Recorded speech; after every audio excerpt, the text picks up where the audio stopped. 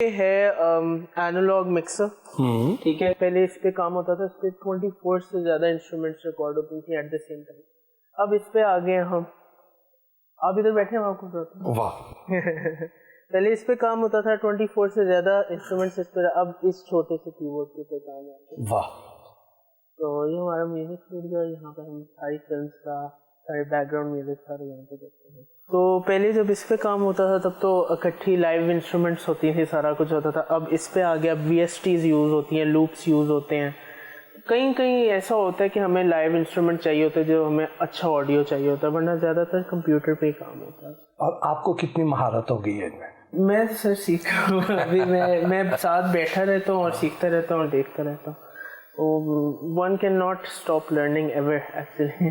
आपके तो जीन्स में शामिल है, आपके तो खून में शामिल है ये चीज। बस ऐसे ही है, लेकिन वो उसको खून में जो भी है उसको किक स्टार्ट करने के लिए कुछ तो सीखना पड़ेगा। लोग तो यूनिवर्सिटियों में दाखिल होते हैं इल्म हासिल करने के लिए, आप तो यूनिवर्सिटी के अंदर रह रहे हो।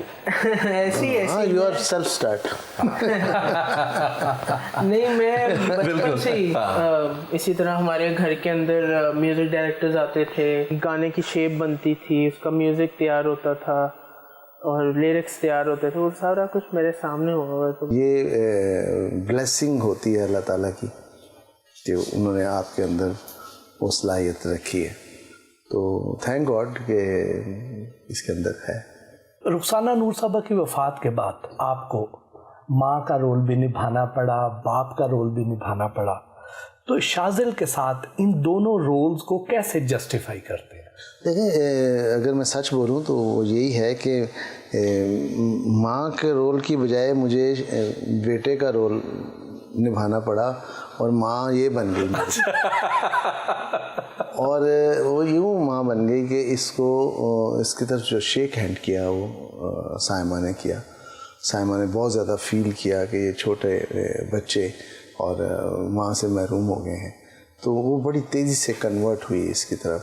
मेरा ख्याल है कि अगर वो इसको गले ना लगाती तो ये बहुत ज़्यादा अपसेट हो जाता। और शाज़िल ये बताएं कि बाबा इतने मसरूफ़ होते हैं, इनसे टाइम लेना आसान होता है या मुश्किल? मेरी ज़्यादातर कोशिश यही होती है क्योंकि पापा की, क्योंकि मसरूफ़ी एक टाइम पे मैंने रियलाइज़ कर लिया था ये कि मसरूफियत की वजह से टाइम नहीं मिलता, तो मैं फिर इनके साथ ही रहता हूँ। जहाँ जाते हैं इनके साथ जाता हूँ, सीखता भी हूँ, साथ साथ इनके साथ भी रहता हूँ, इनका काम भी हैंडल करता हूँ। शाह जी, आपने फिल्म में बहुत से नए चेहरे मुतारिफ कराए, तो क्या इतने खूबसूरत नौजवान को भी एज ए हीरो मुतारिफ करवाएंगे? मैं ये चाहता हूँ कि एक हीरो को मुतारिफ कराने की बजाय मुझे ऐसा शख्स मुतारिफ कराना चाहिए जो बहुत सारे हीरोज़ को मुतारिफ कराए। किंग मेकर बने, डायरेक्टर बने। जैसे मुझे शौक़ नहीं था एक्टिंग का, सच्ची बात है, वैसे इसको भी नहीं है। तो अगर इसको शौक़ होता तो बहुत मुमकिन है जहाँ इतने लोगों को इंट्रोड्यूस कराया इसको भी कराता, लेकिन इसके अंदर तख्लीकी अमल तो मुझे नज़र आता है, लेकिन सेल्फ नेगेशन वाला मसला वो नहीं नज़र आता। ये शाज़िल ही रहता है, शाज़िल से निकलता नहीं बाहर। तो जो शाज़िल माइनस करेगा जब अपने आप को, तो वो एक्टर बनेगा। शाज़िल, हमने तो सुना है आपको गुनगुनाने का भी शौक़ है।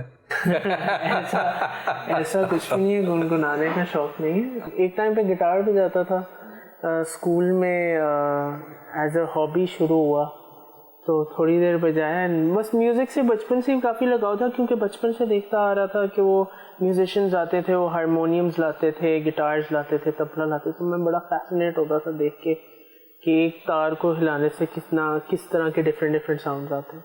तो बस फिर उसी के साथ मैंने गिटार सीखा। गुनगुनाया तो कभी भी नहीं। झूठ बोला मेरे साहब, झूठ बोला। अभी मेरी जो फिल्म रिलीज़ हुई है तेरे बाजे दी राखी, उसमें एक इंग्लिश पार्ट है गाने में, वो इसने गाया। तो यार फिर ऐसे तो नहीं ना? नहीं, वो गलती से गाया गया यार। वो आप गलती से दोबारा हमें भी सुनाओ। टफ स्पॉट पे डाला। I've been out on the ocean, sailing the world, traveling nowhere, and you've been running on hard ground. With just you around, Your heart beats the only sound. वाह। Thank you. बाबा की किस बात से सबसे ज्यादा इंस्पायर्ड है? एक बात नहीं है ना काफी बात सबसे ज्यादा इंस्पायर्ड किस? बस यही सिखाया है बचपन से अंकल के, मतलब कि अपने आप पे कभी प्राउड नहीं होना। और एक पापा बात करते हैं, too much knowledge is also a curse. या जब आप कहते हैं ना कि आपको हर चीज़ का नॉलेज है, तो आप फिर वहाँ पे बहुत गलत होते हो, आप लोगों की नज़रों के अंदर गिर जाते हो, क्या है पता नहीं अपने आप में समझ है। और दूसरा ये कि मुझे बस यही बचपन से था कि डाउन टू अर्थ करना। मेरा कभी बचपन से इन्होंने इस तरह नहीं किया कि मैं हाई फाई लेवल का रहूँ। उन्होंने हमेशा मुझे यही सिखाया कि झुक के रहना, तो यही चीज़ मेरे लिए काफ़ी फ़ायदेमंद रही है सबसे ज़्यादा, कि मैं अपने आप को नहीं कह रहा, लेकिन मैं कोशिश ये करता हूँ कि मैं किसी चीज़ के बारे में प्राउड ना हूँ। इवन कि मैं इन कॉलेज, मैं अपने यूनिवर्सिटी में बहुत टाइम तक they didn't know that I was a son of a hero because I didn't want anyone to treat me differently. तो वो तो बहुत देर के बाद जब रिजल्ट का टाइम आया था तो लोगों को पता चला, तो मेरे प्रिंसिपल ने मुझे कहा था तुमने बताया क्यों नहीं हमें? तो मैं अब आपको क्या बताऊँ, आपको नहीं बताया।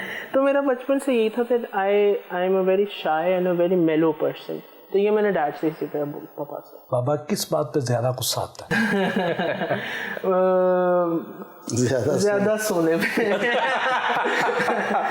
उसके अलावा किसी और बात पे शिकायत नहीं है, बस यही है कि तुम बहुत वक्त के मामले में बहुत लापरवाह हो। शाजिल आपका अकलौता बेटा है, इसके लिए आपने ख्वाब तो बहुत देखे होंगे। अकलौता बेटा है लेकिन 10 के बराबर है ये मैं बता दूं, इतनी इसमें डायमेंशंस हैं इसकी शख्सियत में, और ये मुझे बहुत हर कॉर्नर पे नज़र आता है जहाँ।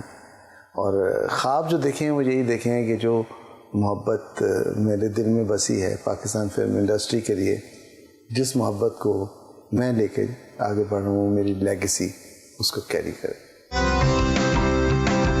सैयद नूर अपनी अहलिया साइमा नूर और बेटे शाजिल के साथ लंच के लिए अपने पसंदीदा रेस्टोरेंट सारपिनोज गए।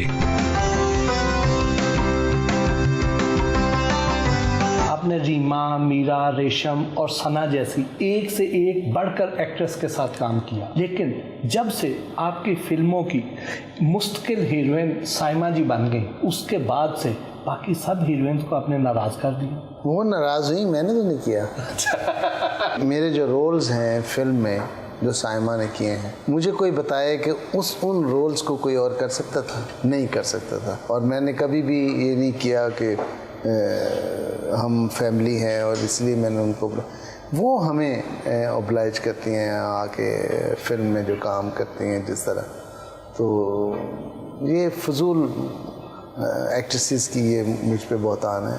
कुछ एक्ट्रेसेस को तो ये भी शिकवा है कि आपने एक एक्ट्रेस के लिए पूरी इंडस्ट्री को कॉम्प्रोमाइज़ कर दिया। नहीं, कॉम्प्रोमाइज़ अगर किया होता तो सारी की सारी फिल्में फ्लॉप हो जाती, सारी की सारी कामयाब हो गई, हिट हो गई। डायरेक्शन का आगाज़ किया तो 90 की दिहाई में आपकी अहलिया रुखसाना नूर ने आपका भरपूर साथ दिया। फिल्म इंडस्ट्री में सैयद नूर और रुखसाना नूर की जोड़ी एक ब्रांड की हैसियत इख्तियार कर गई थी। उस दौर को कैसे याद करते हैं? देखिए, रुखसाना को मैं फिल्म में लाया, वो फिल्मी खातून नहीं थी ना, वो करना मैंने उसको इंस्पायर किया कि वो गाने लिखे। एक दो शायर मुझे तंग कर रहे थे तो मैंने कहा कि तुम ट्राई करो, उसको थॉट्स दिए, ट्राई किया और उसने बहुत अच्छे लिखे, क्योंकि वो शायरा तो थी बहुत अच्छी। अदरवाइज़ उनका कोई कंट्रीब्यूशन फिल्म में नहीं था, कभी भी नहीं रहा। वो अपने घर तक महदूद थी, अपने बच्चों तक महदूद थी। गाने को हद तक उन्होंने जितने भी गाने लिखे सब के सब हिट हैं गाने। वो एक भी गाना ऐसा नहीं है जो मकबूल नहीं हुआ। कहते हैं मजाजन फिल्म आपकी और रुखसाना नूर की ज़िंदगी की हकीकी कहानी पर मबनी नहीं, ऐसा तो नहीं है। एक्चुअली जो मजाजन है ये तो बाबा बुल्ले शाह की स्टोरी है। मैं जैसा कि मैं हमेशा कहता हूँ कि मैं बाबा बुल्ले शाह का मुरीद हूँ, तो उस पीर की कहानी को मैंने लव स्टोरी में कन्वर्ट किया। जैसे कि वो बाबा बुल्ले शाह का रोल शान ने किया, पीर अनायत शाह का रोल मैंने इंस्पायर होके साइमा से कराया। जैसे जाके बाबा बुल्ले शाह ने कहा कि ये जो मेरा पीर है यही मेरा सारा कुछ है, उसने सारा ख़ानदान छोड़ दिया।